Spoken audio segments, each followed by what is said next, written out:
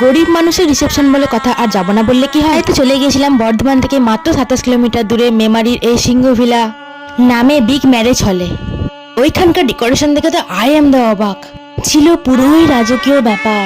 সামনেই ছিল ভ্যারাইটিস আইটেমের স্টল। লোভ সামলাতে না পেরে প্রথমেই হামলে পড়লাম চিকেন কাবাবে।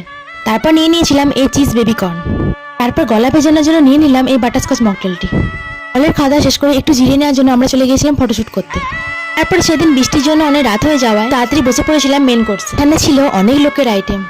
মেনু কার্ড স্ক্রোল করতে না করতেই সামনে চলে এলো ওই খাসার থালা, নুন লেবু, তারপরে মজমজে ফিশ ফ্রাই। এই এলো মশলা কুলচা ডাল মাখা, স্বাদটা ছিল মুখে লেগে থাকার মতো।